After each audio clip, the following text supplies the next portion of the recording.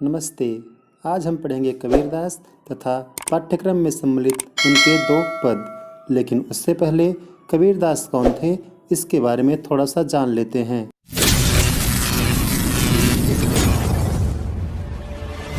कबीरदास का जन्म सन 1398 ईस्वी अर्थात संवत 1455 विक्रमी संवत में माना जाता है। कहा जाता है कि इनका जन्म वाराणसी के पास लहरतारा नामक स्थान पर हुआ था। कबीरदास जी ने स्वयं अपनी विभिन्न कविताओं में खुद को काशी का जुलाहा कहा है। प्रस्तुत दोहे से इनके जन्म के विषय में सटीक जानकारी मिलती है। 1455 साल गए, चंद्रवार एक ठाठ भय, जेठ सुधी बरसायत को, पूरन मासी प्रकट भय। कबीर भक्ति काल की निर्गुण काव्यधारा के प्रतिनिधि कवि हैं। वे अपनी बात को साफ एवं दो टूक शब्दों में प्रभावी ढंग से कह देने के हिम्मती थे। बन पड़े तो सीधे सीधे, नहीं तो दरेरा देकर। इसीलिए कबीर को हजारी प्रसाद द्विवेदी ने वाणी का डिक्टेटर कहा है। प्रायः प्रतियोगी परीक्षाओं में प्रश्न पूछा जाता है कि वाणी का डिक्टेटर किस कवि को कहा जाता है अथवा वाणी का डिक्टेटर कबीरदास को किसने कहा था। तो ध्यान रहे, कबीरदास जी को हजारी प्रसाद द्विवेदी ने वाणी का डिक्टेटर कहा है। कबीरदास जी का विवाह लोई नामक कन्या से हुआ था तथा इन्हें उनसे कमाल एवं कमाली नामक पुत्र एवं पुत्रियों की भी प्राप्ति हुई थी, जिसका वर्णन कबीरदास ने स्वयं किया है। बूढ़ा वंश कबीर का उपजा पूत कमाल।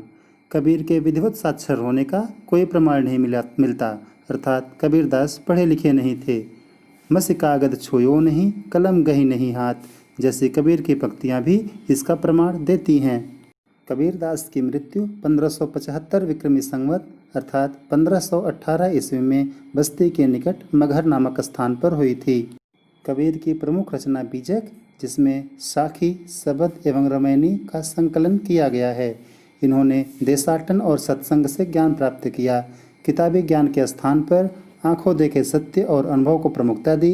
इनकी रचनाओं में नाथों, सिद्धों और सूफी संतों की बातों का प्रभाव मिलता है। वे कर्मकांड और वेद विचार के विरोधी थे तथा जाति भेद, वर्ण भेद और संप्रदाय भेद के स्थान पर प्रेम, सद्भाव और समानता का समर्थन करते थे। कबीरदास कर्मकांड और वेद विचार के विरोधी थे तथा बाह्य आडंबर का भी इन्होंने खुलकर विरोध किया है। ईंटा पाथर जोड़ के मस्जिद दिया बनाए, ता पर मुल्ला बाग दे, क्या बहरा हुआ खुदाए, कहकर कबीरदास ने मुस्लिमों के अजान पर भी सवालिया निशान खड़ा किया है। पाठ्यक्रम में सम्मिलित पहले पद में कबीर ने परमात्मा को सृष्टि के कण कण में देखा है, उसे ज्योति के रूप में स्वीकारा है तथा उसकी व्याप्ति संपूर्ण संसार में है, ऐसा इन्होंने बताने का प्रयास किया है। वहीं दूसरे पद में कबीर ने बाह्य आडंबरों पर प्रहार किया है। साथ ही यह भी बताया है कि अधिकांश लोग अपने भीतर की ताकत को न पहचानकर अनजाने में अवास्तविक संसार से रिश्ता बना बैठते हैं और वास्तविक संसार से बेखबर रहते हैं। प्रस्तुत दोनों पद जयदेव सिंह और वासुदेव सिंह द्वारा संकलित शब्द से लिए गए हैं। आइए अब पहला पद पढ़ते हैं।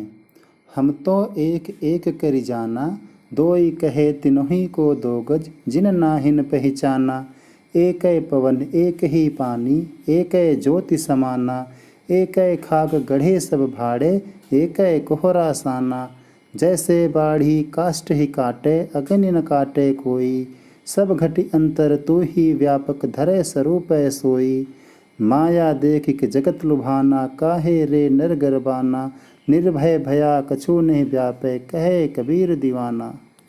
प्रस्तुत पंक्तियों में दो जग का अर्थ है नरक, समाना से तात्पर्य व्याप्त, खाक का अर्थ है मिट्टी, कोहरा से मतलब है कुम्हार से, साना मतलब एक साथ मिलाकर, बाढ़ी मतलब बढ़ई, अंतरी मतलब भीतर, स्वरूप और गर्बाना का अर्थ है गर्व करना। प्रस्तुत पद से अब हम दो दो पंक्तियों का अर्थ एक साथ समझेंगे, जिससे पूरे पद का भावार्थ समझने में सरलता होगी। आइए प्रथम दो पंक्तियाँ फिर से पढ़ते हैं। हम तो एक एक करी जाना, दोई कहे तिनहि को दो जग, जिन नाहिन पहचाना।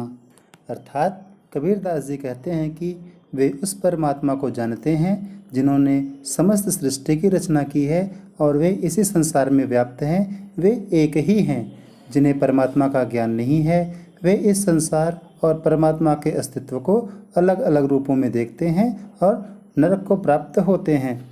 आगे कबीरदास जी कहते हैं, एक पवन एक ही पानी, एक ज्योति समाना, एक खाग गढ़े सब भाड़े, एक कोहरा साना।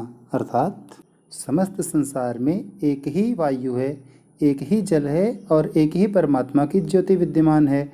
जैसे कुम्हार एक ही मिट्टी को भिन्न भिन्न आकार व रूप के बर्तनों में गढ़ता है, उसी प्रकार ईश्वर ने भी एक ही तत्व से हम सभी मनुष्यों की रचना अलग अलग रूपों में की है। अब अगली पंक्तियाँ पढ़ते हैं।